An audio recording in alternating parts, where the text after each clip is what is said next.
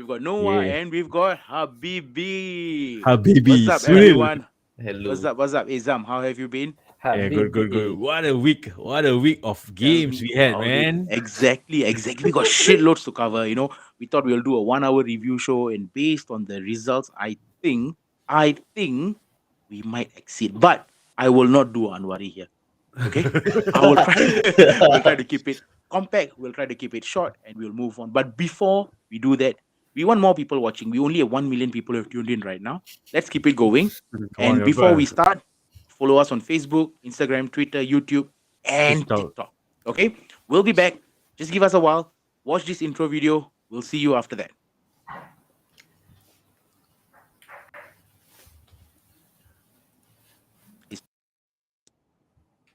It's not.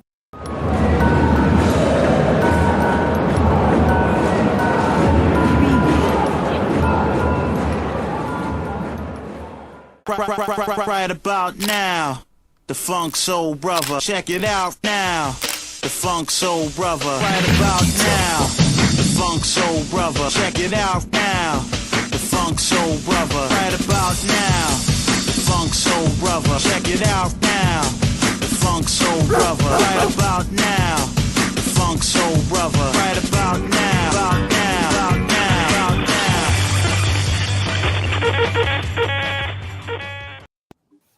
I tell you, watching that video every time gives me like the 2000, 2001 vibes. What do you think?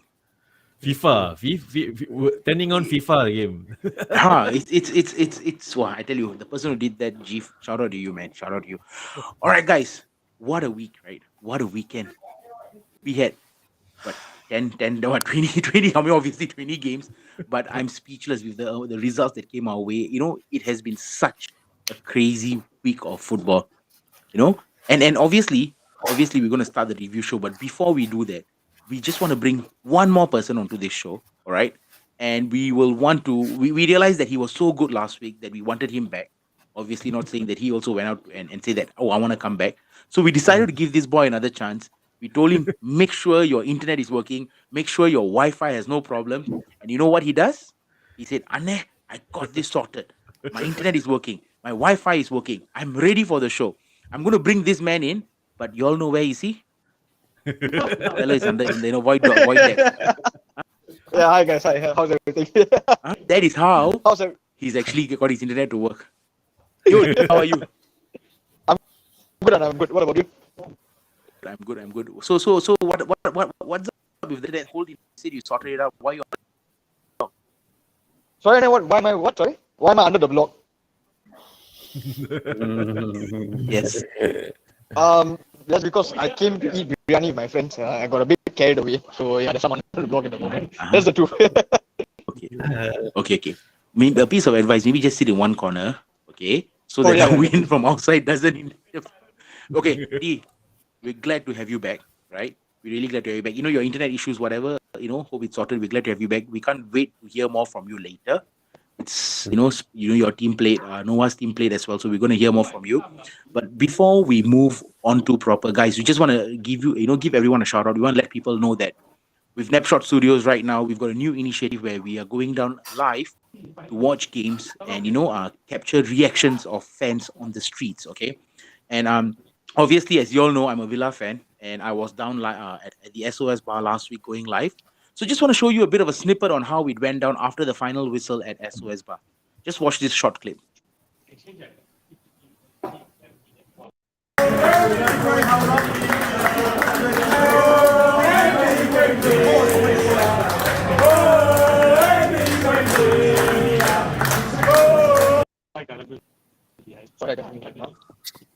You see, even the video, even that power in the video is so strong that it's not showing properly, Damn, but from a Villa fan, from a Villa point of view, that was, an awesome experience. We finally managed to get people to come down, 25, 30 old people supporting Villa, just to show that we are one strong.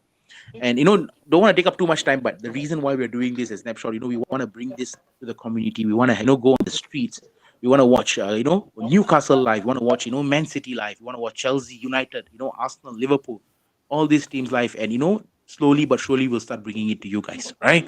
So do tune in for that, just keep a lookout. Now, Zam, shall we move in? Yes, okay, let's move in. Let's see what are the comments that we have right now. Okay. Mr. Overshot timing. It's gonna be a long night. Don't blame D lah, boy. Don't blame D. It's always you. Okay, we have Sharil. What's up, Napster? Okay, thank you for sharing. No, thank you for tuning in to the show. Okay, for this question, when is the next snapshot street life again? That one we gotta ask our main boy Faris. Faris is the man. Hey, but when we go straight live again, we will definitely let you know. Yeah. So Right? the only thing that you guys need to do Okay, is so moving on, like- guys. let's go. So moving on. Match day 2 out of 38. We will just get the review very quickly. So we'll start with obviously the first kickoff 7:30 game. Aston Villa Everton. Villa finally got their win 2-1. Albeit being a Villa fan, it's always damn bloody nervous. They don't make it easy for us at all. You score the goal on the 86th minute and then you concede an own goal in the 87th minute. What the hell, man? But hopefully we won. That 3 points is all that matters. Everton, 2 games, 2 losses, 2 losses, 0 points. We don't know what's going to happen with them. Noah, how do you reckon Everton's going to continue with this season? Well, I mean, with their new transfers this season, I think I'm not surprised how they are setting up at this point. I think they don't really have I think their striker is injured. Calvert-Lewin is injured. Then they're just playing with a false nine, which is Gordon, with a left wing, maybe like McNeil and Gray. So I think I wouldn't be surprised what's going on in Everton. I mean, Everton hasn't been at their best for I think maybe at least 1 year or so. So I think I don't know how it's gonna go, but I'm a bit scared that they will get relegated. I'm not a bit scared, but I think they might be relegated if they continue this type of poor form. Yeah. I mean, obviously watching the game live, I realized, both teams actually both shit like Villa. But obviously, Everton, they just couldn't finish. They were unlucky with the goal. It was flagged offside. And but I think they're going to be in for a long, long season. Moving on, Southampton Leeds. Pretty interesting game, huh? Right. Sunil, do you watch the game? Yeah, What's your I take on that? did. So like you see, like what I was really surprised with is Rodrigo is back on the scoring list. Rodrigo's got like 2 goals in 2 games. So I think like the new gaffer has got them playing a good kind of football. So if they can just tighten a few things up, I mean they did lose Calvin Phillips and everything. So if they can tighten a few things up and turn these draws into wins, I don't think they will struggle like how they did last season. True, fair enough. But you also have to know that they were 2-0 up against Southampton, right, before they considered those 2 goals. So I think more than I think for them it's 2-point lost, and I think for Southampton it's a point gain as well. Zami, what are your thoughts on this? How do you think Leeds is going to fare? They were 2-0 up. They considered goals. What do you think? I think the mentality. I think the fact that they considered 2 goals after leading, right? It says a lot that they may have missed Calvin Phillips in that sense, And I think with the fact, I mean, scoring 2 goals, Rodrigo scoring both goals. I think they are past the stage of missing Rafinha in the game, in the team, But I think with the Calvin Phillips departure is actually is affecting them more rather than the goal scoring. Because if you see that Rodrigo, I remember when Rodrigo came to Leeds, right? I thought that, okay, Leeds had a good striker in that sense, I mean, not really one of the best strikers, but he will score the goals, But like what Sunil said, to see him scoring 2 goals shows his ability as a striker, finally showing his potential of why Leeds actually pay for him. They don't miss Rafinha so much, but conceding 2 goals after leading says a lot about I think they need to replace Calvin Phillips, and I think they need to do it as soon as possible. That's the most important part. True.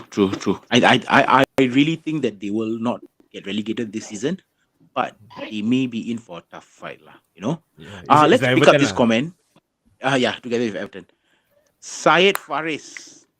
Sack FSG. Faris, wait. We will come to that, bro. We will come to We that. will talk about it later. We will We will definitely talk about it. We'll talk about it. Whether to sack FSG or sack who, huh?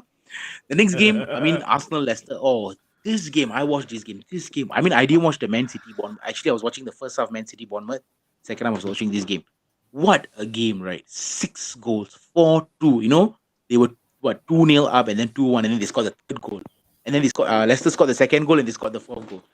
I mean, I'm not surprised Arsenal are playing so well, right? I mean, Anwari might say, or some Arsenal fans might say, it's early on in the season, but from the 2 games that I've seen them play, I think they're playing very fluidly. But I want to talk about Leicester.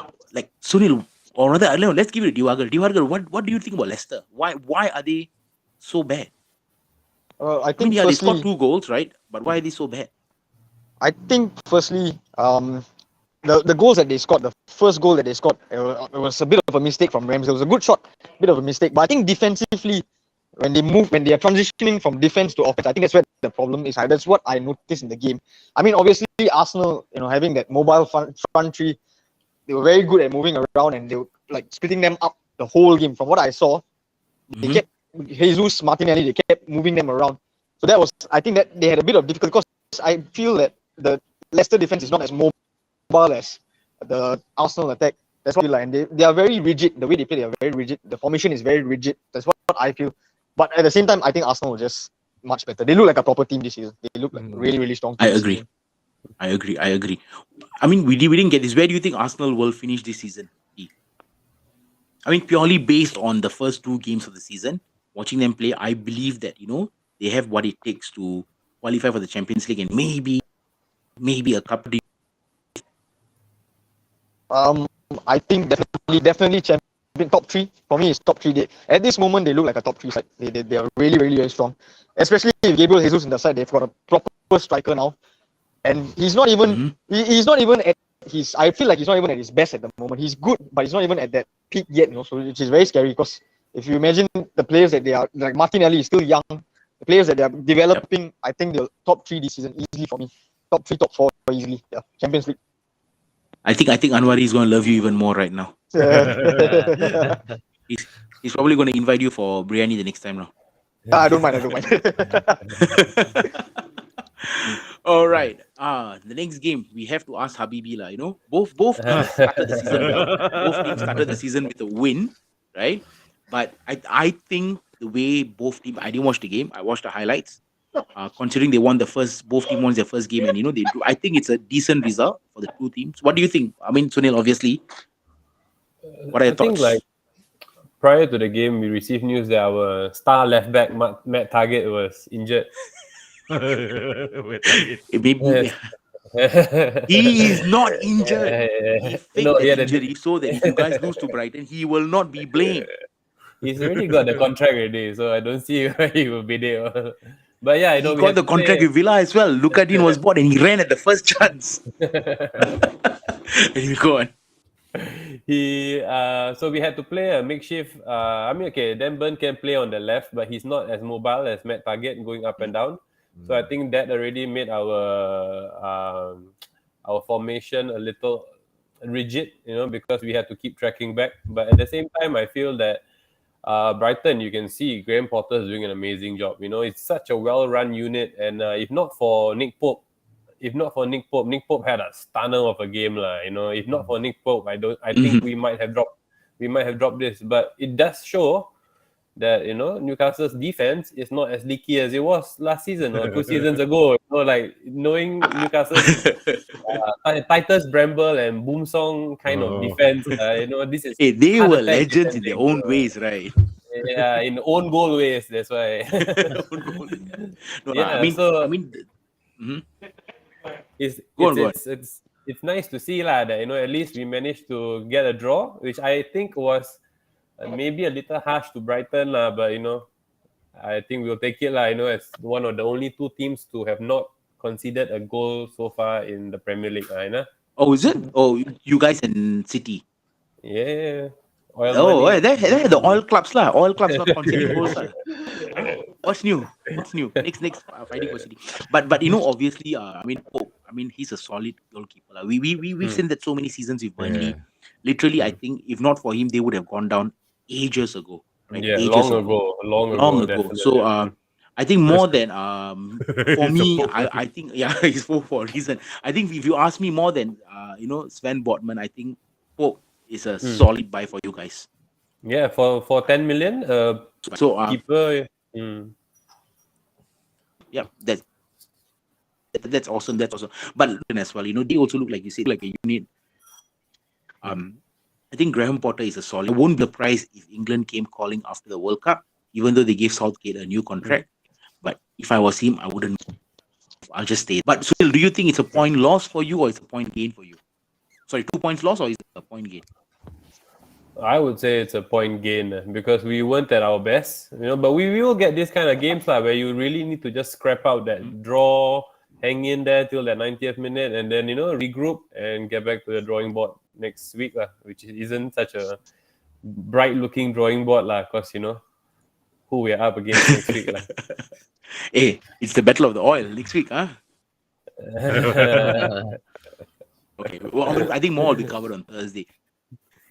This comment as well from Syaril, is it? DJ Pope, Jesus, and Muhammad in the answer. That football manager dream, we can pull that off.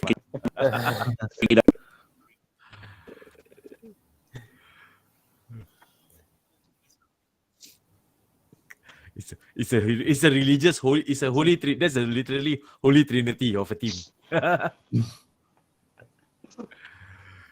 Wait, are we losing Tiban? Tips has frozen. I think his internet connection has become mine.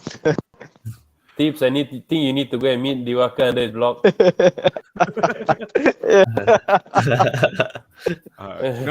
Now tips are frozen. Okay. Anyway, move on. Okay, let's move on. Rest in peace, Steven. Okay. So Man Of City. course, yes, just nice. Okay. For me, okay, I think I will be I will not be biased in that sense of to talk about this game. I watched the game. I think Bournemouth started off well actually, but playing away at Etihad, and then the fact that we had Haaland starting. When the goal came in, I think Bournemouth just cracked under pressure. And I think the fact that even though Haaland was, I think I noticed that Haaland was finding in the space and all. So who's dropped? Wow, a lot of dropping out. Wow, this super technical problems. What the? Okay. Let's just see. It's some technical error. Something. Something okay. Right. So anyway, as I was saying, I watched the game. It was Haaland. I think the highlight was Haaland playing at home for the first time. So I think that the pressure was there. Let's bring back the Habibi, my Habibi. What happened, Habibi? I don't know, bro. Suddenly missing. Evans also. Okay. So when, like what I said, Bournemouth scored the goal. When Bournemouth conceded the goal, drop again. What happened? What is wrong with the? What is the wrong internet got problem lah. Starhub showing game Must be Starhub. I'm using Starhub. Cannot be. Oh my god, what is this? Good luck with this. Okay. Tiban now back. Tiban. We are losing people. What up? I'm back. How is it? How? Tiban's connection, why is it so bad? Okay. You look me again. Hello, Tips. I think he has my internet like guys. I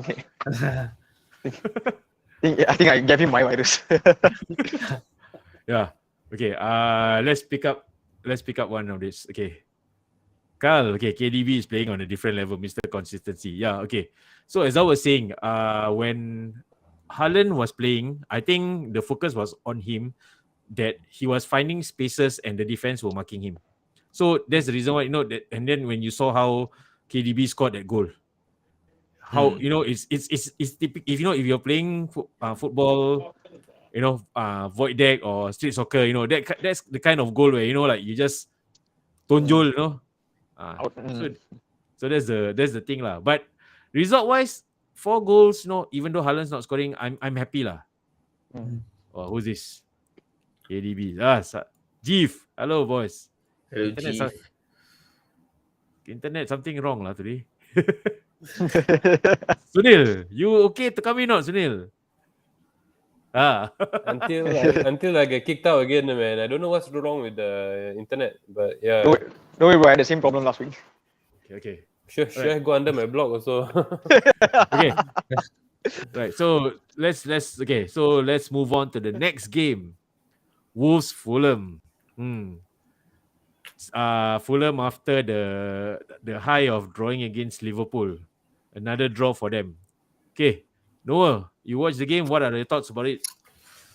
For me, well, I mean, I think Fulham is playing not bad recently this season. I think, they've been drawing. I mean, they are not losing. I mean, it's early to the season, but they are not losing, which is a good thing. I mean, 2 points in 2 games. I think for this type of relegation side, and then you play against Wolves, you play against Liverpool, which is a top 2 team at least. I think it's a good thing. I mean, they're at least drawing to at least like getting some points from those games. I think is a good thing. But I mean, Mitrovic missed the penalty, and then it kind of backfired. Their first win of the game, first win of the season at least. So I think they could have won it definitely, but I think they really need to take their chances properly, lah. I think with the fact that Fulham managed to, after that high of drawing with Liverpool, and then home game against Wolves, I think if that penalty have gone in, right, I think that will kickstart Fulham's Premier League return, in style in that sense. Because if you look at it, right, like Fulham is not exactly a bad team. They had the Premier League experience, so I guess that against Wolves, who has who has been in the league for a number of seasons, so I think they did well. I mean, Sunil, what do you think? Is it a 2 points loss for them, or is it a 1 point lead for them? No, 1 point draw lah in that sense lah. I think Fulham has learned from its mistakes lah. Like having been a yo-yo club the past few seasons, right? I think it's learned from its mistakes. If only Mitrovic had capitalized on his penalty, I think I don't see them struggling this season. I feel like with the right people around and they have Premier League experience, somewhat of Premier League experience lah. They were up one season. They know how physical a game it is. So I think for them, it's possibly. I think they'll be happy with the result lah. They'll be happy with the result. It's a very fair result. So I think for Wolves, D, what do you think about Wolves? Being the more experienced Premier League team, drawing against Fulham. Do you think that they could strengthen their team in? I mean, we heard about the news. They bought Matheus Nunes, right, from Sporting. So massive. Yeah, there's a massive signing. So what do you think about where Wolves could improve in that sense in terms of like drawing against a returning Premier League team? What is your opinion? Well, I think defensively Wolves have always been a really good team. They have a very good shape about them. Matheus Nunes, is a good signing, really, really big signing. But he's another central midfielder. So I guess they want someone to Ruben Neves. Maybe they feel that Coutinho is getting a bit older. Probably want Nunes to partner him instead. But I feel going forward, they're actually very good going forward. Like, they have a lot of invention going forward. But they have to win like Fulham. I felt that they did. I think they did dominate the game, but they just didn't take their chances. And obviously, they have a good front line with Neto. Obviously, Jimenez is another good player. But I feel like they need another decent attacker because I think Trincao is not in the squad anymore, right? I think he's been sent back to Barcelona. Is it? Yes. Went back to Yeah, Barcelona. Sporting now though. Yeah, Trincao was actually a decent player. I think maybe he needed another season at Wolves to really show what he could do. But they need someone like that. They need a sort of a playmaker like that. They actually have a decent attacking option, but I feel going forward sometimes they like like Brighton, they're very rigid. I feel like they're very rigid going forward. Yeah, that's what I feel. So I guess I mean, I see it as a Fulham, winning, gaining 1 point, and Wolves losing. And I think the first few games is really important for teams to actually get as much points as possible, because once December hits, then the fixtures, and I think with the World Cup coming, the Winter World Cup, I think with the fixtures getting far and getting more intense, I definitely it's a points lose for Wolves lah. And coming back again with the squad strengthening the striker, I think it's gonna be a challenge for them as well lah. Yeah. Yeah. Okay, so let's go to the So, next. I'm back. Oh, I ended up in a planet Earth 2, I think I got teleported there. Anyway, so guys, where were we? okay. Now we are gonna cover the massive win for Nottingham Forest against West Ham. What a win, right? What a win. I think their first win of the millennium, their first win in the Premier League since 1998. 1-0 against West Ham, who, by the way, was supposedly in for the European qualification running. What do you think of that, Noah? Wow. I mean, I watched the game. Wow, it was just scenes, bro. Like, I mean, West Ham had a lot of their chances. I think the free kick by Ben Rama, they missed it. It's all on the post. They with Suchek. I think he kind of scuffed, like not really scuffed, but he shot. Then after I think I think their defense, especially Nottingham Forest defense, I think Nyakate with their centre backs, I think they really played very defensively. I mean they're relegated teams, so not really relegated team, but I mean they will always want to play defensively. So their first goal was a Taiko goal. I mean that was definitely Taiko. I haven't heard the word taiko in so long, sir. There was just two Taiko, and it was just lucky. But then Rice had a chance to equalize it, but it didn't matter lah. They didn't even score. I think Rice missed a penalty. Then Dean Henderson, look at him, man. I think definitely wow. We will come to that as well as Dean Henderson, right? We've got more to talk about him when we continue further, but I think it's a good win for them. It's a much needed 3 points. We don't know when their next 3 points will be, but I think it's a good win for them. But talking about West Ham, Zam, last week they lost against y'all. This week they lost to Forest. Is that Moyes bubble burst or what? It's very scary to think that West Ham is, two losses in their first two games. If you look at it, the team they strengthened with the striker, but I think it shouldn't be any alarm bells ringing for West Ham lah. I wouldn't say it's a bubble, because I think when the first 5 or 10 games will always be the benchmark. I think if West Ham wins their first game, I think they will pick up that momentum. Especially if their Smaka, find his shooting boots for the first time, scoring the first goal. But then, I think bubble wise, I would not say it's a bubble burst for Moyes. I think jury's still out for him. But West Ham and strikers, they don't go hand in hand, right? So this Kamaka, we don't know. The jury is still out, right? We don't know whether he will really be the one that brings them to the next level. But looking at as it is, I think it's a good win for Forest, and West Ham must just be unlucky with their chances, lah. Yeah. So, guys, I think we've covered most of it, and we will come down to three most. I think every game on Sunday that was played, including the Forest West Ham game, all matches were solid. The two games on Sunday, plus the late kickoff, as well as the game with the game that was yesterday, right? But let's start off with the game from yesterday. What happened? Liverpool still winless, and now Nunes-less. What's happening? What's happening with them? They're supposed to start the season, they're supposed to be title contenders. Klopp's going around giving hug to everyone. I mean, and obviously this came up as well. Man U, no wins in the first two games, they're in crisis. But Liverpool, no wins in the first two games, no issues. Because Klopp hugs the players. I mean, I want to hear from Sunil first. Sunil, what do you think? What do you make of this? Okay, I don't think they're in a crisis lah, as compared to like you look at the game yesterday. I think it could have gone either way. Like, I wouldn't define it as a crisis because I know that come end of the season, Liverpool will still be up there challenging against Man City.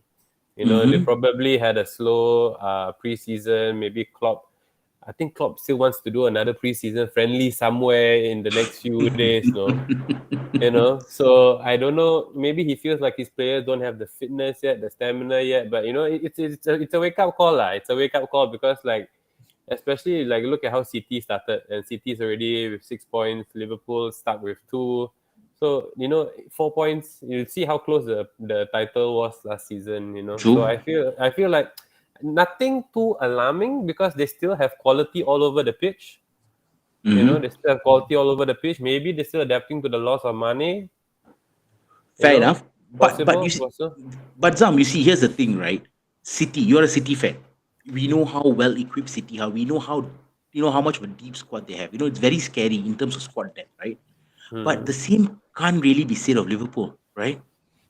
They are.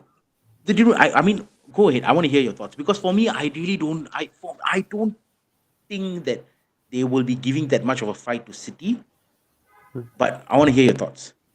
Okay, I think I don't know whether the impact money had on Liverpool is one of the major factor. I think Thiago is injured, right? Yeah. Injured. So I think that foundation of I think Klopp has that first 11 in mind that he had, for the maybe first 5 games of the season before the Champions League, all this. And the fact that I think with Nunes, and they didn't exactly I wouldn't say they replaced Mane with Nunes because it's a two different types of players. Yep. So I think the rebuilding is beginning to happen again.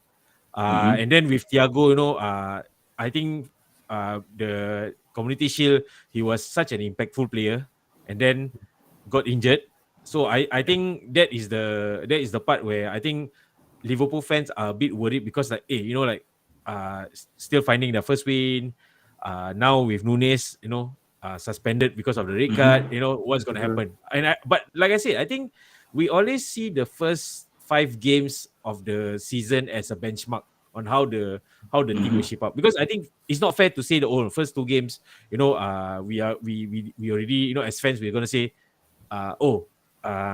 this team is going to get relegated. This team is going to win the title. It's not that, because we haven't factored in. Whoa. You don't say win the title. We all know who's going to win the title. No. That's a foregone conclusion.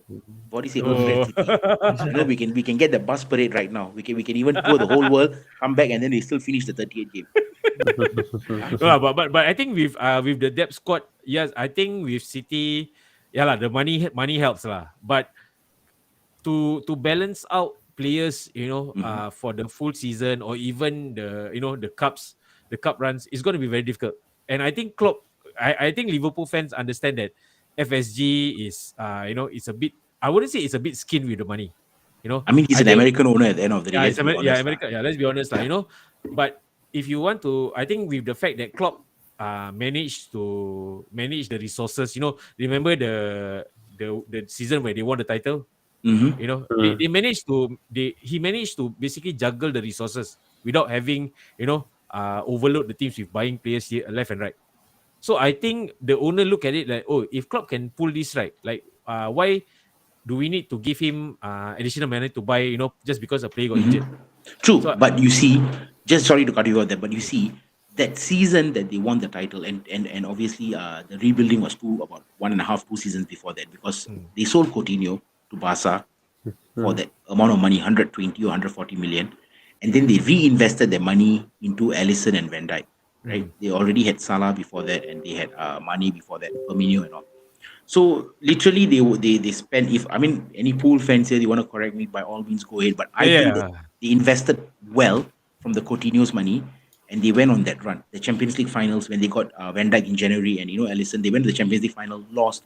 Then they bought Alisson that summer and they won the Champions League the next season and then the EPL the season after. Which brings the next question, right? How can FSG then think, he won the title? He won the title, yes, but with the money from Coutinho's sale. Right now, they sold money for what? Less than 50 million, right? Or about 50 million maybe? 50, I think 50, was it 50 million? Yeah. I think. And they've got a squad of, I think Salah, who is 30 or 31, Van Dijk is 31, Hendo is 33, if I'm not wrong, and then, Milner is 36, and Firmino is 33. So it is an aging squad. And if you see their midfield, they have Naby Keita, Thiago is injured, Curtis Jones, Harvey Elliott, Milner. What, Fabinho? Fabinho plays there or he plays centre back? I'm not too sure. Fabinho, he's a center. Centre mid lah. I think it was Centre centre mid, but Centre it's a makeshift centre back. Yeah, if I'm not wrong. And if you look at their centre back, Van Dijk is 31. I mean, he's still class. But who are their replacements? Are they going to rely on Joe Gomez or Ned Phillips? I mean, for me, the only three players who I see in Liverpool, or four, is going to be Alisson, Trent, Robo, Salah. Right? I mean, yes, they got Diaz, they got Jota, and Jota is injured. Diaz, the jury is still out. He's just going on to his first full season. Yes, he scored the goal yesterday, the equalizer. But if you compare that squad in terms of what City has, and with the Champions League to play for, the FA Cup, the League Cup, I don't know. What do you think? Do you think they can sustain their challenge? I feel that their squad offensively have good players, like you said. Like they have very good players. Defensively, I think they're not sure who is their best centre-back partnership. For me, the best so far I've seen is obviously Matip and Van Dijk. But then you have Gomez, you have Ned Phillips. Matip, yeah. You have Gomez, you have Ned Phillips, who are very decent centre backs as well. But you see, this is the problem when your squad is too stacked. I think you have too many options, and of course, like you mentioned, the biggest loss for them right now is the one at Bayern Munich, which is Sadio Mane. That obviously is a very, very big loss. If he was playing in those both games, he would have won them the game for sure, because he's a player that he's a player that would have dragged the defense out. He's such a difficult player to mark. He's such a difficult player to defend against. They needed someone like him. Obviously, Luis Diaz is a very good player. He's a very good footballer, but he's no Sadio Mane, let's be honest. And Darwin Núñez yesterday, he was absolutely rattled by Joachim Anderson. Yes. Joachim Anderson took him for a field day yesterday. That guy got rattled. This is how the Premier League is, when it's so different from any other league, because this kind of defenders who are not, I wouldn't say world class, but they're really good footballers. They know how to get into your head. You need to learn how to deal with that. That's why the top strikers in the league, like Luis Suarez, the first season you realize he was always rattled. Second season onwards, he was banging. That's because of how he managed to play the game as well. I think Darwin Núñez will take some time, obviously, to learn that. But looking at it so far, he has the mentality to do it. But I think because he's still young, right? So I guess maybe he has to learn lah. But again, like I said, Sadio Mane, one of their biggest losses. I think they will still end up second or first. I think they can still challenge City. For me, what I said last podcast was they have the squad to win the Champions League. I still believe that because they have a very, very strong squad. But the first two games obviously it didn't look like that. But I watched the games and they were dominating games. And this is Liverpool's problem. Liverpool's main problem has always been they score early, they dominate games early. But when they don't score early, when they don't get that first goal, they always panic. And then they go into their panic mode, and then they struggle to get past defenses. They struggle to get that invention. But that's my take on it. That's my take on it. Okay, nice. So Sunil, so I want to hear Núñez, right? I don't know. I was watching I didn't watch the game. It was a late game, so I watched the highlights this morning. And like what Dee said, Joachim Anderson had him in his back pocket. Like literally, he took him for a field day. He toyed with him. You could see so. And I mean, Núñez is new. I mean, I'm not going to slate him. He's just 2 games into the new season, adapting life to English football. But do you think that he should have maybe kept his cool a bit more? You see, okay, we go back to our first episode where we spoke about him, biting the Charity Shield medal and everything, and what it means for such a young striker coming from a foreign league. He's out there. He wants to prove himself. It's his first start in Anfield, in front of a sold out cop. He wants to prove himself. So I think maybe the atmosphere got the better of him. He started. He wanted to prove himself. And when Anderson kept like riling him up, he reacted. He shouldn't have, but I think that's part of the process. Like I think what D was saying, Suarez was something like that. He was the one being rattled in the first few seasons, and then you see, like, give him one season, Suarez was the rattler. He was the rattler. He was He was, he was a he biter was- as well. yeah, He was a and shit then, setter. yeah, he was biting people, all that, So I think he will come good lah. He will come good. Maybe this is a good lesson. The next 3 games, I think he's out. It will be a good lesson for him, and I'm pretty sure Klopp will get it in his head lah. Yeah, I'm sure. I mean, and they're playing United next. I'm sure he will be looking And forward to that. going back to what you said earlier about squad depth, tips. I think if you compare the squad depth of Liverpool and City, right? You look at City. I think I read a stat about Haaland's game. I think he had about 2 12 touches 12 touches in Yeah. total. in total. Yeah, In total, he had very few touches. Correct me if I'm wrong. Yeah.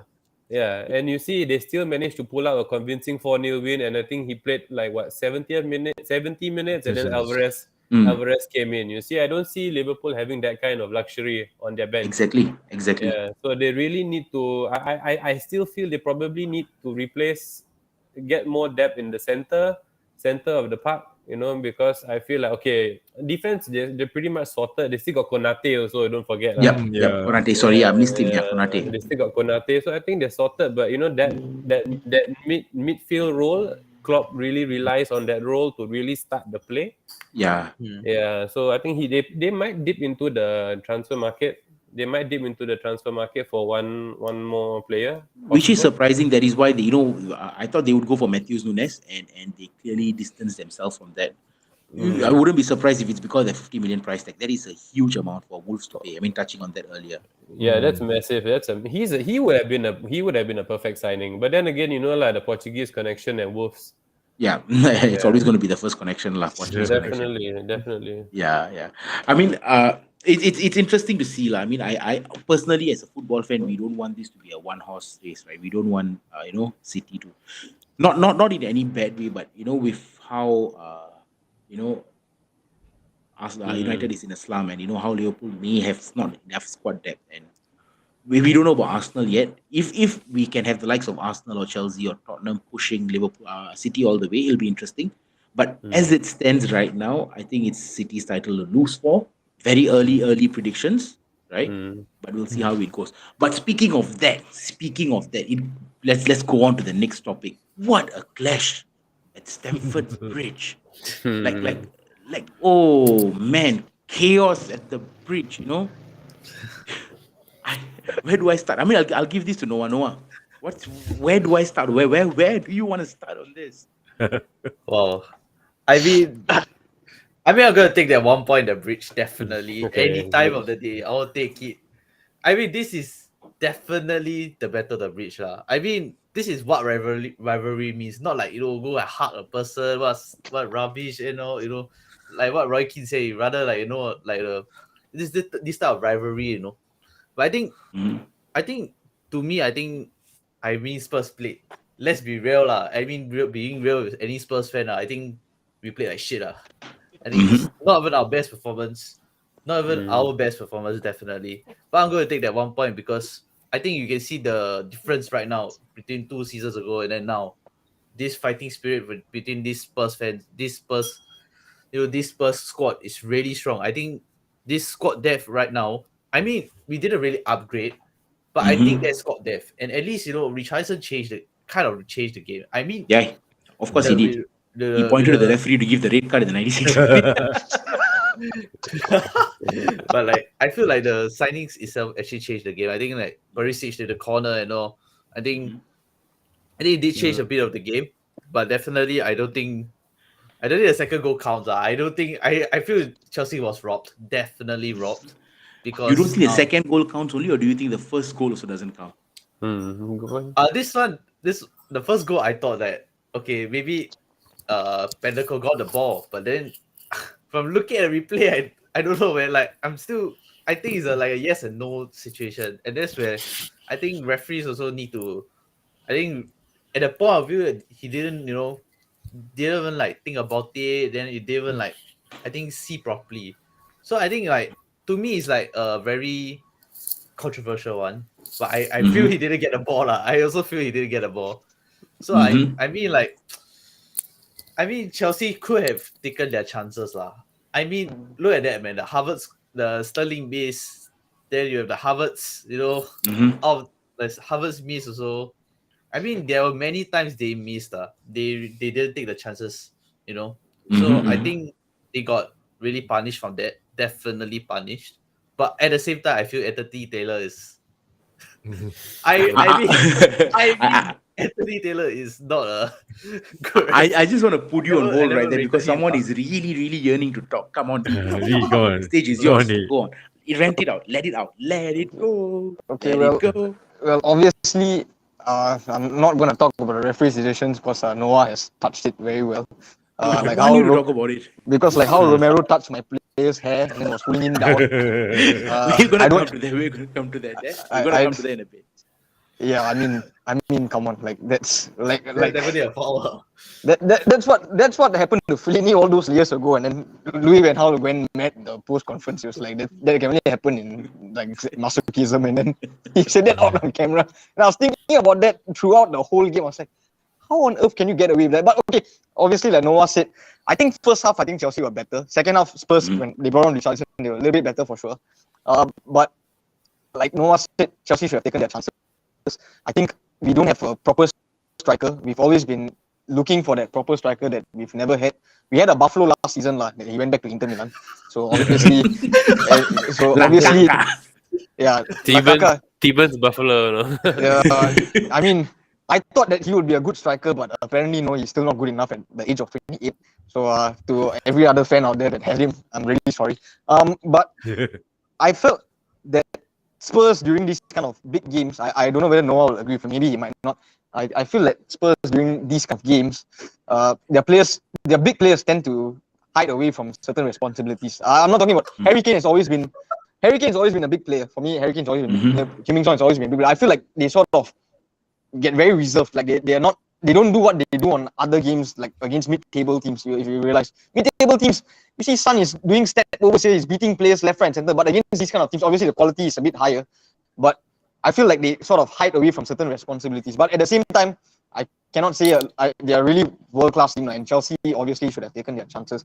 I felt that Chelsea's strength is holding the ball, but that's all we can do. We don't have a proper striker, and when you don't have that proper striker, it's so difficult to score goals. Our right back is getting goals. Really, that's where the problem. Like our centre back and right back got goals, which is where our problem really lies. We don't have a true out and out goal scorer. Sterling he's a good player, but he's not going to be a number 9. He's not going to be a number 10. Like whoa! You talk about Sterling, I tell you, the Mr. Red Boy on top going to get angry, huh? No, he's a great player. He's a great player. He's a great player. He's a great player. A wide player, yes, he's a great player. He can get goals, but is he going to score 25, 30 goals like what we had? Yeah, I know. I'm so sorry. No, I can say this about Sterling lah. You know, Sterling is a good player. But with English players, there's always that English hype lah. So if you see that, I remember, you know, whenever like Sterling gets the ball, you know, he will dribble, you know, instead of passing or even shooting. And then, you know, Pep would just go down to the ground, you know, groaning like why. And then I saw it with Tuchel. You know, Tuchel did the same thing. So Sterling is that kind of player where he's a flair player. You know, no doubt about it. He has the skill. But to expect him to score the goals regularly, right, is really a tall order lah. So I think Chelsea fans have to accept the fact that you guys may have to change the way you guys play. I mean, who knows? You know, Chelsea may adopt the strikerless position. You know, because the fact that you guys have no luck with the strikers. You know, Werner, Lukaku, even we're talking way back. You know, like Torres. So I think Tuchel had to change the way, because okay, if you look at it, the Champions League final, Chelsea against City. The Chelsea goal that was scored was not an out and out striker. Havertz, right? Yeah, Havertz. So actually Tuchel can actually adopt in that sense. But the problem is that with the players that you guys have, I think that's the issue here, lah. That you guys are hoping for that out and out striker that with Lukaku that failed and winner. I think right now Tuchel has to relook at the whole structure and play to the team strength with the players that you guys have. Cucurella, can overlap. What I mean, make the most out of the players, lah. True. I agree. Okay, but- okay. We'll just take some comments very quickly here from Carl. Right, sorry. So he's No, saying no, Spurs have squad depth. Great coach, always choke at the breach. Nick, every week Liverpool. All teams aside, okay, can see London teams pushing City this season. They'll be a fresh take on that. But yeah, go on, D. You were saying. Yeah, I agree with you. I agree that we can adopt the striker's position, but at the same time, why we went to Inter Milan to buy Lukaku when his strike partner was so much better? I felt like his strike partner would have done a better job, and we sold Werner. Yeah, we sold Werner. Werner, I mean, okay, he didn't score goals, but he's a good player. He's a hard-looking player. He still has And he time scored on the goal. He scored the goal on his debut again. Yeah, and this is the problem. We always tend to. I feel like we always tend to ruin some players, which is very. I realize that Chelsea have this habit of ruining some players in the sense that they come with so much of expectation, and then when they don't perform, we shit them out. We see like De Bruyne, You Salah. guys wanted Chaku Meka, 20 million. What's happening? Fella who was playing time. Where is he? He's a good player, and he's not even starting. He's not even playing. So I didn't even think he was on the bench that day. And he's a good player. He He's a good deserves player. it. Yeah. I can hear the hate. He deserves it. I mean, I would say, he wanted to leave Villa because he wanted guaranteed playing time, 100,000 a week. But then he's 17, 18 years old, and he demanded that. Moved to Chelsea because, I always wanted to play for Chelsea since young. And then what? Didn't even make the bench the first 2 games. He's going to be on the bench for next 5 seasons. Then we're going to loan him out to AC Milan like Tomori lah. So that's what's going to happen. Vitesse on him. That is where he's going to go. But he won't even make the bench. He's light years away from the bench. Yeah, Exactly. he's. Yeah, that's it.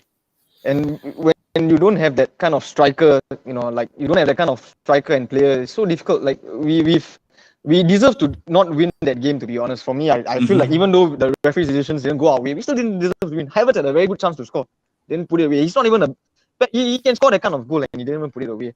I feel that Spurs deserve the point in the end. We deserve these kind of games. But okay, I want to throw this back to Noah again. Noah, your first goal, right? Okay, and guys, I didn't watch the game, so correct me if I'm wrong. Richarlison was on side blocking the keeper when the shot was taken, correct? How could that have been a goal? And the reason why I'm saying this again, right? 2 seasons ago, when Villa played Arsenal at the Emirates, we won 3-0. But our first goal was disallowed because when Barkley took the shot, McGinn was on line with Bern Leno. And so Barkley scored, but the goal was ruled out because he was obstructing the view of Leno. So why is it was not given then, but why is it was given the other time? I want to hear your take on this. Well, I mean, it's Premier League referees for a reason, lah. Shit league, best league with the shit referees, lah. Oh, what can I expect? I mean, really, like the first goal itself, right? Was I didn't feel it should be counted even because of the Bentoko one. But then the Richarlison one, I really don't know, man. Like, I don't know what. I mean, when I celebrated that goal, I was like, oh, I thought this was gonna be ruled out because Richarlison was definitely on the field, lah. Like, I mean, he's blocking the view, but then I was quite surprised that they actually gave that goal because, I mean, there were 2 reasons. I mean, I already said there are 2 reasons, but to me, I really don't know, lah. I mean, I have no words to say. I mean, it's Premier League. So for you, it's more of like a point gain, lah. Yeah, So you were saying that it's a point gain for you. D is saying it's a point gain for you. But I mean, fair enough. But looking at this, I think this is absolutely disgusting. It's clearly, and you see, if you see, the referee is just there in the bottom left frame. You can see his sleeve there, and with the way his body is, he's definitely looking in that angle. How could he not have seen that? Like, definitely, yeah. That's blatant pull, and I want to bring this up as well. This, right? This. Everyone says the ball was, he got the ball, right? I want to start with not the Chelsea or the Spurs. Zam, what do you think? Okay, the thing is that maybe because the stats were showing in that sense. So I Mhm. guess that's the reason why it's considered a foul, lah. No, a foul wasn't given for this. Was it given? Okay, so No. this is I think the referee just screwed up, lah. To be honest with you, because if you look at it, right, if you because I didn't watch the game. Mhm. If in this context, if the foul was given, is because the stats were showing. Fair But enough. but if the foul was not given, then obviously is the referees at fault, lah, because like this is obviously a clear cut foul because the stats are showing. It's not coming in, like even though yes, there's no malice, he got the ball, but but the stats were showing, and if it's not given, then obviously it's the referee's fault, lah. Okay, but a replay from another angle showed that he got the ball actually. Then But definitely I think the referee is at fault for this clear cut because like I think what like Noah say lah, best league sheet referee. Even Yep, with I VAR, agree. even with VAR, we cannot solve this kind of disputes. True. Sunil, your take on this? I think okay, yeah. I mean, Anthony Taylor had a very bad game, lah. He had a very bad game. He even the equalizing goal, wow, that was right in front of him. But then again, when we know that this is the standards of Premier League referees, you know that you're gonna get some calls that go to VAR that don't make it. You're gonna so it goes down to Chelsea. Chelsea should have killed the game. I mean, yes, at 2-0, you think you're already killing the game, but you really had chances to really finish those chances. If you had finished those chances, then you really don't give them a chance. You know that the referee's not on your side. You know the referee's not on your side. You know that they're gonna have it tough, lah. So I feel like they should have killed the game, lah. But Taylor had a very bad game, especially the equalizer. I thought that was blatant. That was blatant. And also, how there was talks about how they're going to release the VR recordings after the match. Yeah, and whatever all of happened to that? What happened to Whatever that? happened to that, right? Has anyone heard of that? Has anyone heard any VR recording? I for sure haven't. Did he even check the VAR? I don't the think he end? checked the VAR. For the hair pull? It should have been I'm a not sure. direct free kick. Did he check the VARD? Sorry, Nick, what were you saying? For the hair pull, right? Did he check the VAR? Yeah, they did, but they felt They that did. they felt there wasn't a red card offense, so they said that it didn't warrant a red card offense, which is very weird because hair pulling, I feel that that's a bit something else, lah. But But that's a direct foul, right? that should be a foul. But I feel because That should what be a I heard, indirect free kick. sorry, Sunil, yeah, I heard from what they said was because both the players were going at it, so both were tugging each other. So then Romero in reaction pulled him. But still, when you pull someone, that is violent conduct. I feel that it's violent conduct. I don't feel that's like tugging someone's shirt or anything. So, but still, Chelsea should have dealt with the corner. I mean, it was. No, I mean, at the end of the day, I think regardless of the corner, so a VAR check was done and a foul was not deemed, right? So, which brings us to the initial question: whatever happened to the recording of releasing those VAR, audio clips 24 hours after the match? I think what Joel said in our first ever show. What's the point of doing that after the the game is decided, right? But nothing of that sort. I think it's absolutely ludicrous and ridiculous for VAR. We can go on. That can be another topic for another day. VAR. No, the VAR topic will never end. To be honest with you, Yeah. ever since the introduction of VAR, I think all the clubs have suffered the wrath of unjust of VAR, lah. And by the looks of it, like what I think Joel mentioned the last week was that even if you release the VAR right after the game, right, like what's the point? It's not like as if the results will change. True. True. And it brings a whole lot of sets of problems. Like you see, like okay, if the VAR, the referee make a wrong call, then what are the clubs gonna do? Are the clubs gonna protest? Then it shows the how inept the refereeing has been in England, even though with the introduction of VAR. Yep. That's true. Daryl Spikerman has said, I don't think releasing VAR after 24 hours will be made compulsory. I didn't know that. I thought it would have. It's more of like it should be made. A few comments from Mr. Spikerman himself. Start showing doesn't make it a foul. Okay. Okay. No, I think for that, right? Maybe we should get a referee on board one of the show, so at least we can discuss in terms of like the controversies throughout the VAR era. So I Uh, actually want to touch on this comment and give it a quick highlight. Sorry about that. Benteke did get a touch on the ball, but most of such tackles get pulled up for a foul. I agree, right? And why am I saying that?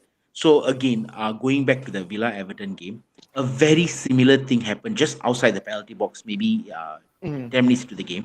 Gordon and Luca Dean were both running, going for the ball.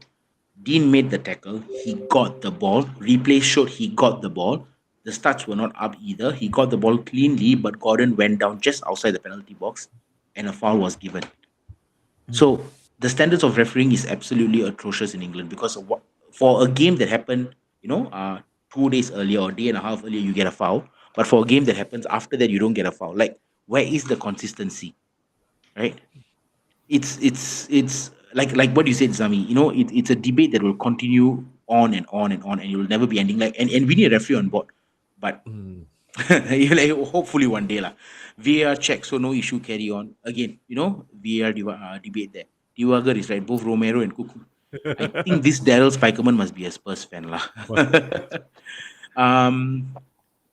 Hungry foodie, where is Anwari today? We actually banished Anwari from Tuesday shows. Because he'll go on for 3-4 hours. So if you want to see Anwari, follow us on Thursday, where Anwari will make an appearance. Okay. Another one. This is interesting. Okay. Oh, we will accept. Okay, fine, cause they are human. Okay. I mean, we can agree to disagree on that part, lah. Yeah, true. Can we talk about the Nunes headbutt? I know it's a red card offense, but what about the instigation prior to the headbutt? I mean, since you asked for it, we can. So for me, I think because I saw the clip so many times, I was watching the highlights today. Obviously, both of them were having a go at each other from the very beginning of the game, like Anderson and Nunes. Obviously, as what Sunil said earlier, young lad coming from overseas. He's 22 years old, and he let the emotions get the better of him. I think it was Divagar said earlier. How what's his name, Suarez, was absolutely horrible in the first season, getting triggered. But for me personally, right, when I saw the clip, I don't think it was a full-on headbutt. No, it wasn't. It was quite mild. I mean, if you look at it, it was very mild in that sense. It's not exactly a Zidane headbutt, or a very like a mild Zidane. It's like a soft Zidane. Soft Zidane. But yeah. Even if you look at it from the angle, I felt that it was just it's not even a headbutt lah. It's just like like you are squaring off with that person. It's not even a headbutt. So I think the player, who's that player? The guy, Anderson. Is it? Anderson. I think he was milking it lah because he knows that it was so obvious. So you see the way he went down and then suddenly hold his face. Ever since Rivaldo did that 20 years ago, every mother son does it now. So I think that is the thing lah. With football nowadays, if you look at it, the dark arts have always been one of the moves lah. Yep. So I think with Nunes, unfortunately, it's just his luck lah in that sense. Being triggered, with a defender marking him out of the game. He's not contributing in terms of for Liverpool. So I think the emotions just got back to him. Young lad, young blood, the anger, anger management, of course. And then South American players, you either got they are always firebrands, right?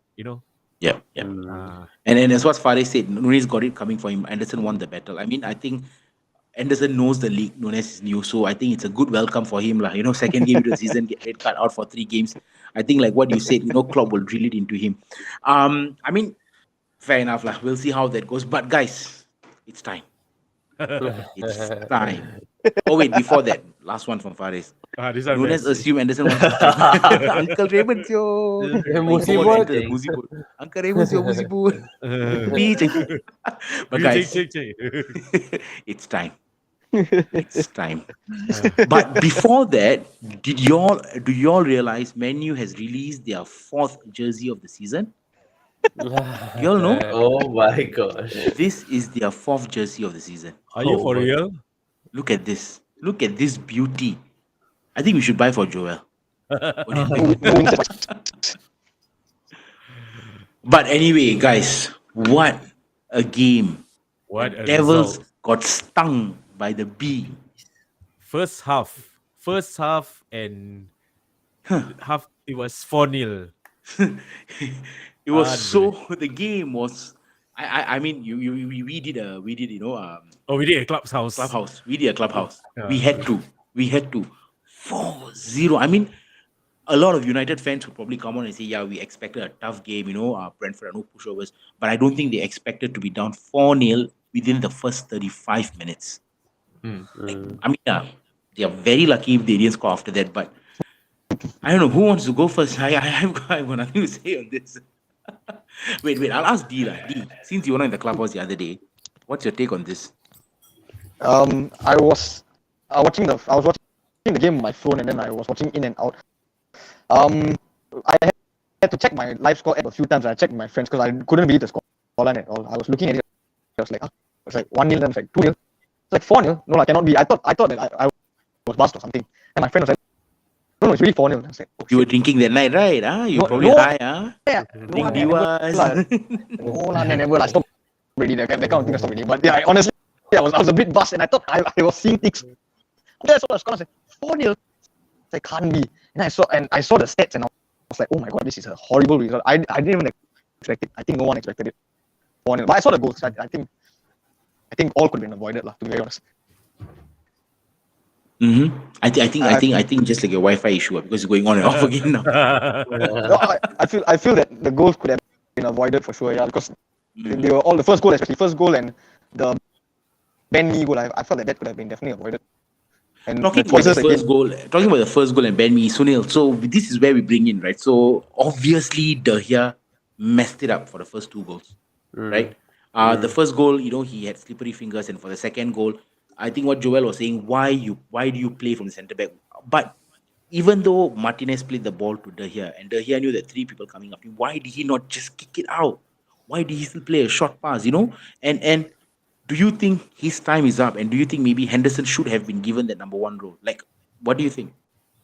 I think, going back to Henderson, Man United had a perfectly good deputy in Dean Henderson. Yes, okay, David De Gea is Spain's number one. I don't know if he's still Spain's number one, but he was Spain's number one for eons, and he's a big name and everything. But, Dean Henderson should have been given a chance. If you look at the two goals, the first goal, okay, it really slipped under his body. No goalkeeper worth his money should be making that kind of mistake. Exactly. All right? The second mistake, okay, if you know that the way Brentford plays, they will push, they will pressure, and they already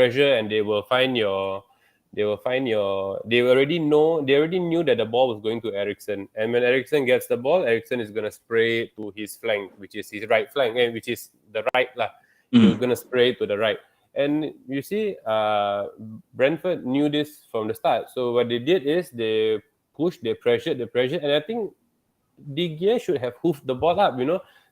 People might blame Eriksen for not doing a better job because he got dispossessed, but don't get the facts twisted, because Eriksen had his back facing, he was facing the goal. What else you expect him to do? A pirouette, is it? So he either returns it to De Gea to hoof it, but if De Gea is not going to hoof it at the earlier opportunity, so what is actually happening? So the first two goals it's just disbelief, I think De Gea. De Gea owned up. You see, he after the post-match conference, he was like, okay, this is purely my fault. And so I think any goalkeeper worth his salt should not be making that. And look at Dean Henderson at Forest. He had a stunning game. He saved the penalty. And clean sheet. You see, got them their first points in the Millennium. Exactly. Got the first two. Which is bring. Yes, De Gea may have owned up to his mistake. Fair enough. And taking nothing away from him, right? He's been United for 10, 12 years, 11 years now. And after those harsh criticisms in the first season, he's come up and he's proved himself to be a world-class keeper. I would say a world-class keeper. Still a world-class keeper? Not now. He was. Possibly, right? Okay. But obviously he's in his 30s, 31. Goalkeepers play till late. But I still think United should not have just let Henderson go and probably given him the chance. You could see in the interview that Henderson gave when he joined Forest that he wasn't being given the chance. Yeah, the way they treated him. He's not a permanent player in Forest. He's only there on loan. He will go back to United next season. But For him to give such an interview knowing that he's on loan, I think that speaks volume on how he feels not being treated right. I mean, Noah, moving on to you, right, Noah? I mean, obviously you're all on Clubhouse. First, okay, fine. We'll give the first two goals, the here slippery fingers. They say, right, once in a while you could have that and the mistake. What about third and fourth goal? What were they doing from that corner? Why give Ben Mee such a free header? Or, that breakaway for the fourth goal that Mbeumo scored? Wow, really, I really don't know. I mean, Ten Hag always play with a highlight of defense, I guess. I mean, in Ajax, you see there's a different type of play. He plays from the back. He plays from the back, and then you just start, build up play. But I think for me, I feel United play a very bad, very, very bad game. I mean, it's very expected also. I mean, the first game, tell me like how they lost to Brighton. Now the second game, you can just. I feel like there's something wrong with the team. I mean, this team, right, is 90% of the players are still there from last season. Yep. And these 90% of the players are all those deadwood you are having now. And you can't expect much. You really cannot expect. I mean, United fans have to really accept. They cannot expect this. They really have to accept that this team is really unhelpable. It's really unhelpable. You can you have Maguire still starting, and then you took out Martinez. You take out Martinez, you put in Varane. I mean, okay, Varane is a good player, but then why you never start Varane? You can tell me any type of reasons. Oh, my fitness issues there. What fitness that. Like, cannot keep saying that, man. Like, I don't want to like put salt in the wound, but like, why is this a problem, man? Like, this is a big problem. I feel like Martinez, why Martinez was taken out was because he's too short. Plus, he's being targeted by how many players in the Brentford box? You could see Thomas Frank saying what? Oh, I want to target Martinez because he's short. He cannot do aerial threats. I mean, that's why Ten Hag has actually have to take out Martinez. What? I mean, Martinez is a good player lah. Let's be real lah. But I really don't feel he should be a centre back at this point lah. I mean, centre back with Varane and at least Maguire lah, Lindelof and Bailey. Bailey is so good, man. Like, why are you not even starting Bailey? He's probably injury prone lah, Bailey. He's like really very injury prone. So yeah, I mean, Spikerman, watch the second goal, perfectly laid trap. So let's just get some comments right now. Yeah, Hungry Foodie. Can we talk about Man U manager deserve this? We will come to that. We'll touch that in a while. De Gea, not number one anymore. Okay, probably third choice. Spurs should go for Dean Henderson to replace Lloris. He's definitely a Spurs fan. It was United attacking and Brentford countered with intense speed. Yep, that is how they got the fourth goal. You see us another thing that we're going to touch on shortly. Less than 90% from last season, Pogba, Lingard. Okay. Oh, this he was super busy. One, I hope your interview went well, one. Okay. What did he say? Martinez should play CDM. Okay, boss. So coming back to this, and Zam. I mean, we have spoken about this. I mean, we had a clubhouse that went on for longer than after the game, and then we went to sleep at about 3-4 o'clock, right? Can we talk about does he deserve the sack? And no Fergie talk. We already spoke about Hungry Foodie. I hope that you are not a United fan or you are a United fan lah. But if you are a United fan, temper your expectations. But if you're not a United fan, I think 2 games into the season, jury's still out for Ten Hag. Wait, no, if you look at it, right, I think last week we mentioned, why is it always the manager's fault when the players are not performing? Why the player should be the one that we no fans have to question. It's not about the manager, And I think if we talk about United especially, this will go on and will always come back to who? The owners, Glazers, and it's never ending. So I think if Hungry Foodie, if you are a United fan, temper your expectations. If you're not a United fan, I think it's too early to talk about the sack. You look at it, Moyes was given 9 months. Yep. And for me, sorry, Zam, and I personally think 9 months was too short for him as well. Yeah. But yeah.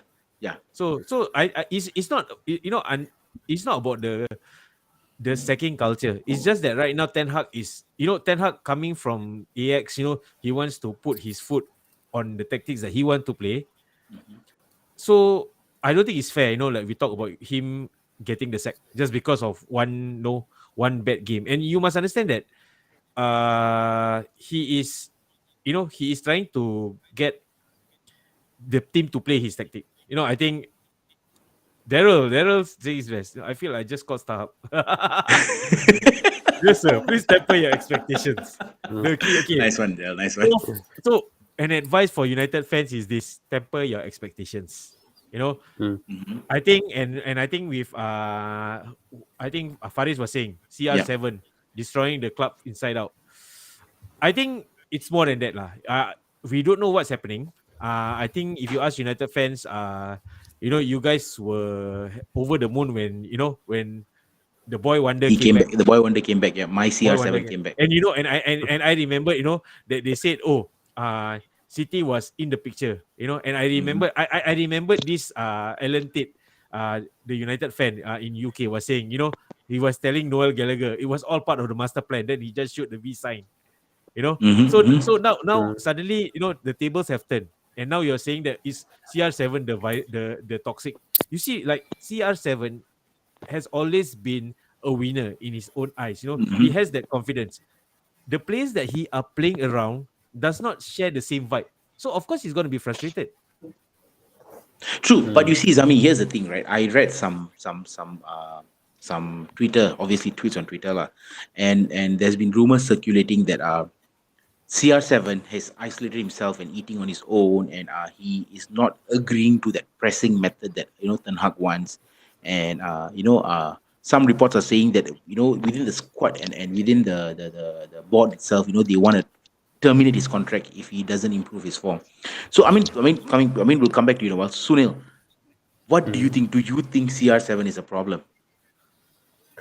Okay, in terms of quality and ability, okay, I still place CR7 as like one of the top 5 strikers in the world. Okay, I would put him out there lah, maybe number 5 lah. Mm-hmm. But in terms of you give him an opportunity, he will get you the goal. But it's obvious he doesn't want to be part of this setup. Yeah.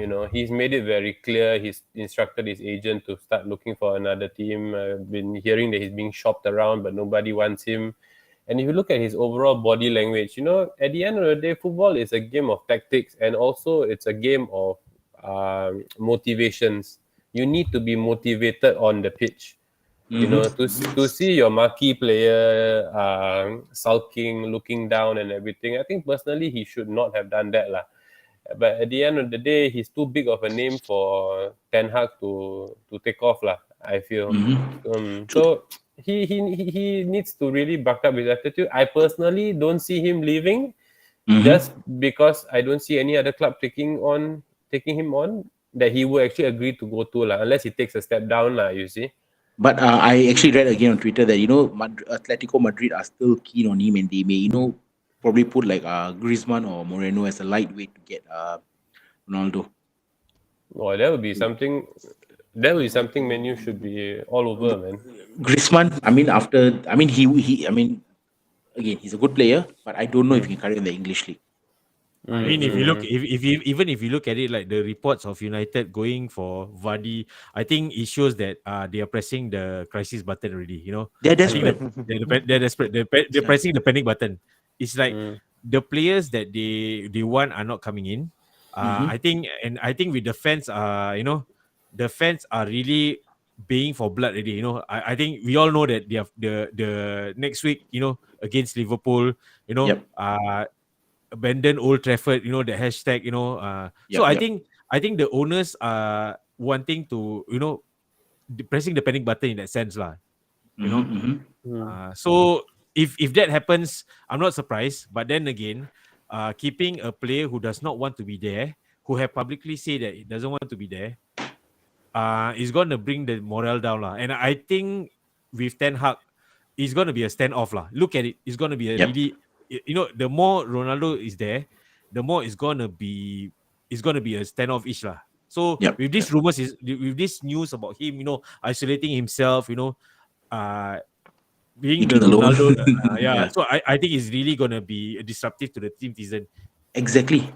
So you see, even you see Ridwan saying, it's the Glazers and United need to overhaul the team and get all the dirt out and rebuild the team. So I mean, and I think that Man United camp is divided. Honestly, they're divided. Some people are saying it's the players. Some are saying it's players and Ten Hag. Some are saying it's the board. So I think for United in general, I mean, God bless them. I think we have to really look at how Ten Hag lines up for the next game. The You know, Liverpool game. he has the pressure. You know, we need to see his lineup. We need to see what kind of system they're playing. We need to see if Ten Hag has the balls in him to actually make the big calls. You know, to see whether if let's say Martinez isn't working, okay, drop Martinez, even though he's your 50 million signing. Yep. You know, if Maguire is clearly not cutting it, drop him. So let's see if which Ten Hag. which begs the question, right? So again, I think we go back to Clubhouse and Anwari brought up this very valid point, right? They were all crying out for Ten Hag, saying that he's that manager to bring them forward. He's that. Let's take a moment. Let's take a moment. Let's come out of that Ten Hag cap, right? And then we think about it this way. And this is basically me quoting Anwari, right? He did well in Ajax, but he still had that squad that made it to the Champions League semi-finals against Spurs, right? They had the likes of Frankie De Jong, Matthews the lead, and even Ziyech and all the current club of players that are playing everywhere else. And look at these players; they are actually not doing very well either. Matthias the lead from Juventus didn't perform. He went to Bayern now. Nigel De Jong, we don't know what's happening. Barca wants to get rid of him. You mean Frankie De Jong? Nigel De Jong lah. Frankie De Jong, not Nigel De Jong. Sorry. Nigel is some player. Yeah. Sorry. Frankie. And then what's his name? Hakim Ziyech at City. I mean, at Chelsea. At Chelsea, he's not getting game time either. Their goalkeeper Onana went to Inter Milan on free. So, and again, like what An said, do you think maybe it is just that at that point of time, that current crop of players, managed to win the Dutch league and also make it to and they didn't do very well in the Champions League semi-finals either. They could have beaten Spurs, but they didn't. So maybe Ten Hag could be a myth after all. What do you think, Noah? Well, I mean, judging from what I think things have been going on. I think when Frankie left to Barca, I don't think. Okay, let's be real. I think Frankie didn't really play. I think Frankie had glimpses of good moments. I mean, in Barcelona, but I don't warrant that. I think that price tag itself, right, doesn't warrant anything of this guy's a world class player or this guy's a world beater. You see, I think what really happened is that I feel Ajax as a team was good is because Ten Hag knows how to use their players. And the system itself does fit the Dutch league. But right now, you are talking about the Premier League. And the Premier League has its own, physicality of the team. So I feel like, like players like, let's be real lah. How many Ajax players, I mean, Eriksen did well in Spurs lah. But like Frankie, you have Davy Klaassen, remember, who was from Everton. Everton, yeah. And it flopped too hard, bro. It was flopped. I mean, he was part of the Ten Hag system, what it did. The one where they lost the Europa League final. Remember, I still remember lah. You think about it, every player that they have. I mean, the league. I don't know lah. I have mixed feelings about the league. I mean, I wanted him in Spurs definitely. I mean, there were very good rumors at that point in time, but then, wow, that guy is just like Nathan Ake version, bro. hey, careful lah, you see No, okay, I'm not like okay, but I feel like he's not like, I don't know. It's just like, I don't know. Is that an overhype? This hype about that time of the Ajax players, and then they were just overhyped. And, the media problem. Always overhyping players. I really don't know. Like, to me, I feel like Van der Beek, has he even done anything in United? I mean, he didn't get a chance lah. I didn't get a glimpse of it. But then, why is that? Like right now at this point, Ten Hag is not giving Van der Beek a chance. Exactly. Van de Beek came from his team in Ajax, Yeah, right? why? Like, I mean, Van de Beek is a good player, in Ajax. Like, why? Yep. Like, Yep. like really, like, I think it's very, very controversial. But I feel like that Tagliafico has gone to the what Olympico Leon, right? Leon. They have Yep. other players like the Mazui and the Gravenberch to Bayern. I don't know how they're doing now, but I mean, they are not. I don't think Gravenberch has started lah. So I mean, like, I honestly feel like I feel it's just because of the system lah. Okay. Let's pick up some English. comments lah. Let's pick up some comments. I feel CR7 should be better Sporting, playing Europe with football a year perfect. Maybe instead of just one hug to best option CR7 on the bench, bring him on the final 30 minutes. But we don't know, if he has that fire in him to, even perform in the final 30 minutes, right? He's not the super sub lah. He wants to Yeah. play the 90 minutes. He wants to play, yeah. And I don't think this he'll be is happy. this is CR7. No, you can't Yeah. bench CR7 for 60 minutes. The camera will be on him all the way. Exactly. Ten Hag know? deserves at least 10 games. Coming from a Liverpool fan, Ten Hag. That's because 10. All the hype on LFC winning United, but anyone causing injuries LFC. No, but Faris, if you had come in an hour before, we would have spoken about this. Yeah, you see, the thing is that with this, right? Okay, it's that psychological tactics right now. If you look at it, okay, like if you look on paper, right? Yes, Liverpool has the injuries at the moment, but United is really is a disaster zone right now. You look at it. I mean, with Klopp, with Klopp, he can, in a way, he can still try to fix pieces here and there. With Ten Hag, right, it's really a war zone. Like, where do I even start? Exactly. Exactly. But exactly. Zam, you see, this has for United, it has been a disaster zone since last season. Yeah. You see? Yeah. So that's why I don't see the panic button going off at Liverpool, because last season they were still second. Yeah. They had a bad start lah, but you see. So I think with Faris' question here, it's really, if you look at it, right, I feel that it's more for United to lose, because you live with the team that they have. I mean, with injuries are part and parcel of the game, lah. And then I think with Klopp, he knows how to manage the team.